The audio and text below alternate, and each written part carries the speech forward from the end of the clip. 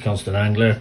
Thought I'd do a 6-month review of the Lew'S Classic Pro Speed Spool Slp Cp1Shl baitcaster for you.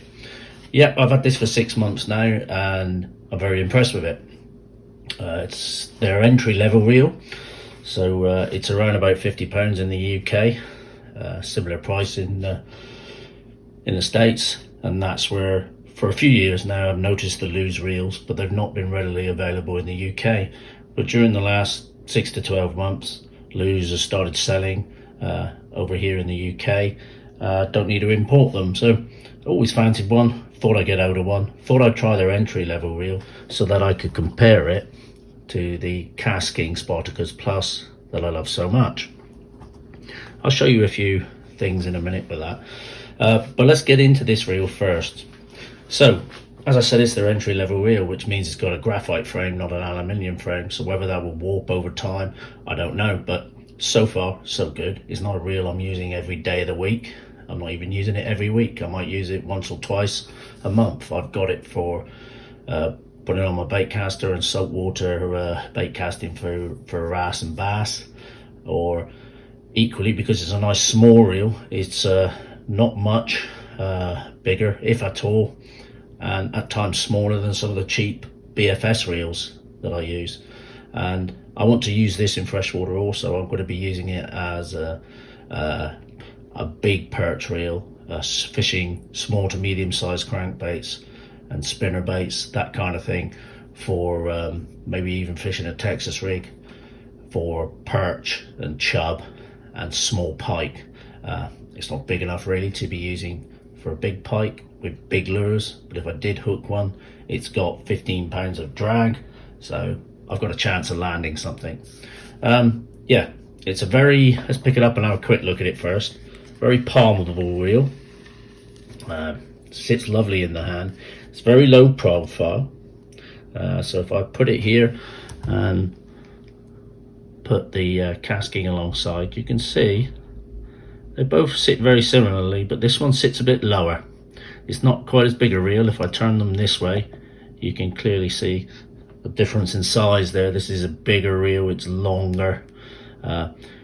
It feels heavier. I don't know whether it is or not, but it does feel heavier and bulkier, this reel. But for what I'm asking it to do, still a nice little compact baitcaster. But we're not talking about the Spartacus Plus today. We're talking about the Lew'S. I will do a comparison video between the two of those and note their differences. So to look at, it's got a beautiful, lovely matte grey carbon or graphite look to it, with some nice gold highlights on the end cap and the handle retaining plate there. As you can see there, Classic Pro Lew'S. As I said, it's their entry level reel. It's lovely and smooth in operation. It has an audible clicker on the drag there.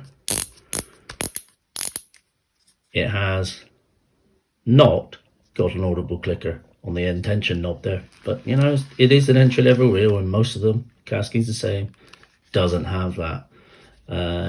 Yeah, it feels solid.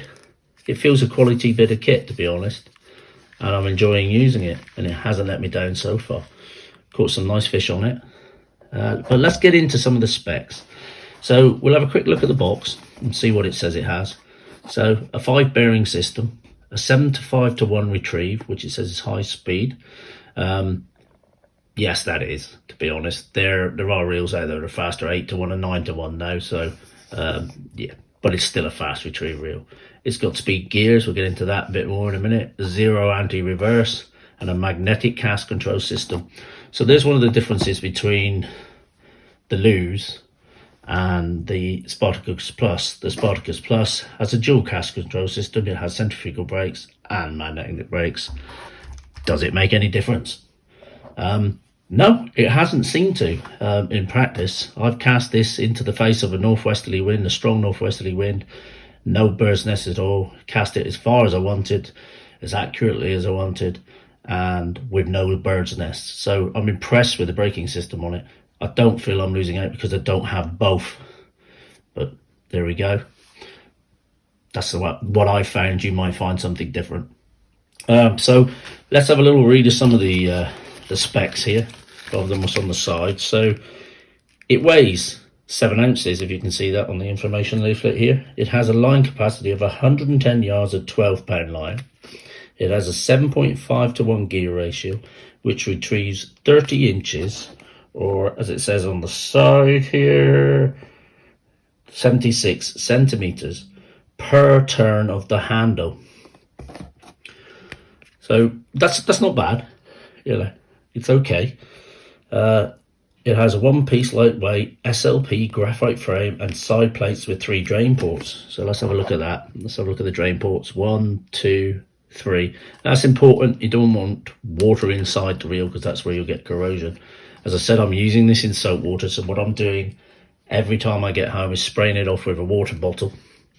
On occasions, I'm popping the end plate off, taking the spool out, and either removing the braided line and wiping around, because what you get is you get the salt underneath the line, that's within the line. When you've been using it, that corrodes the spool. I find just putting a little bit of some sort of polish, slight polish on it on the spool edges and down the sides here, the inside of the spool here, helps prevent that. So yeah, the maintenance wise has been very good. I would if you're using it in salt water. I don't use expensive bait casters in salt water unless they're salt water approved, and I don't really believe any of them are. I will strip it down at least twice a year and open up in here. Pay particular attention to here, and then you won't get so much corrosion, but you will over time, and that's why I don't use expensive bait casters in the salt water. In use, it's been very good. It's got some stopping power on it. It has a bit of torque. If it was lower retriever, it would have more, but then I want to get my lures back sometimes. So yeah, the frame wise, the SLP refers to a low profile frame, and as far as I'm aware, I mean, this is a very low profile. Lew'S were one of the first companies to do that. In fact, they might have been the first. Correct me if I'm wrong there, but so they know what they're doing. This company has some pedigree with bait casters. So it's got a premium 5 bearing system with stainless steel double shielded ball bearings and 0 reverse one-way clutch bearing. So they're saying it's got very good bearings in it. So there's your 4 plus your 1 bearings, if I hadn't mentioned already, 4 plus 1 bearings. It's not a huge count of bearings, but it's the quality of the bearings that you have in reels. If I look at the Spartacus Plus, it has 11 plus 1, and it is a nice reel, but if I'm honest, it's not as smooth as the Lew'S. So are there better bearings in this one as opposed to this one? Is it in my head? Don't think it is. Or what's going on? Is it where those bearings are? Who knows? All I can say is, in practice, because that's what I do, the Lew'S appears smoother to me. So it's got an externally adjustable magnetic control system. Let's open that up and have a look. So with the Lew'S reels, they have this little pin that you pull back with your nail like that. I can imagine on a cold day that would be difficult, but so far I haven't had a problem. And then that allows you to access and release the end plate.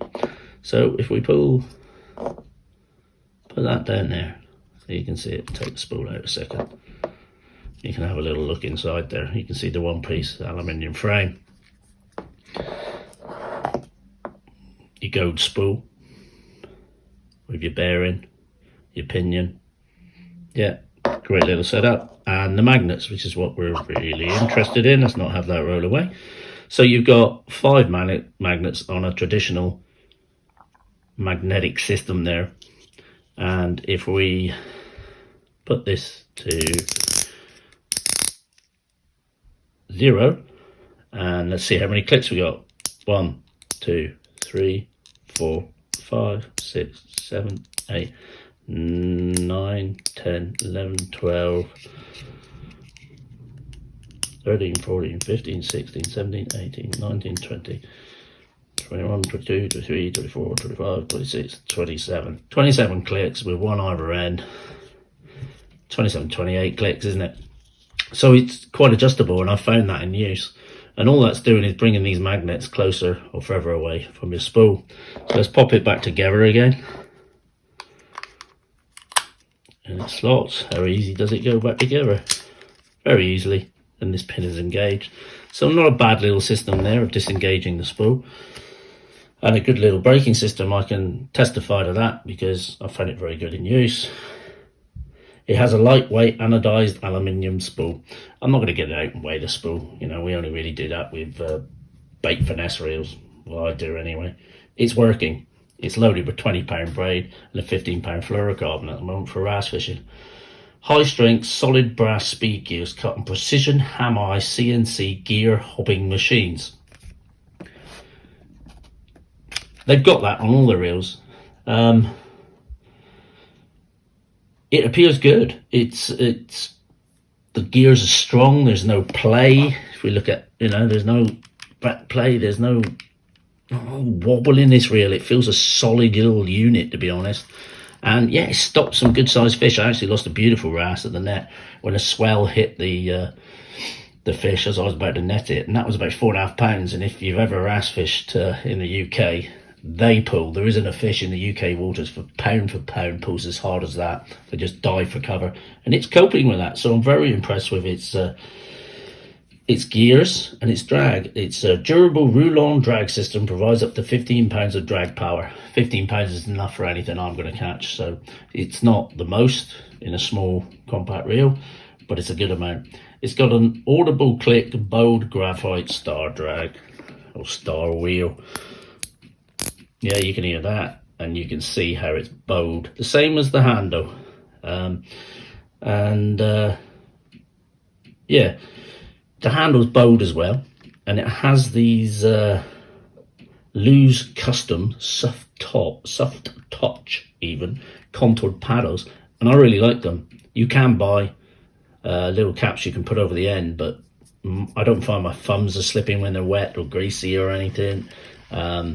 Yeah, I'm very impressed with these end caps. They feel nice. They're firm but soft, if you know what I mean. They're not like the foam ones, or if you get the casking here, the cork. I don't mind it, but they're big and bulky and a bit cumbersome.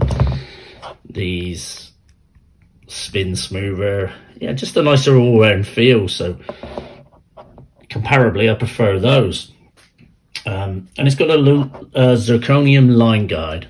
So if we look in there, there's your zirconium, the liner in there.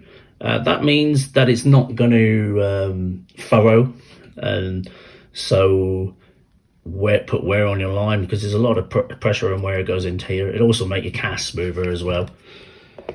So there's your main specs of the reel. Let's make sure we haven't missed anything on the box. It weighs 7 ounces, 198.4 grams.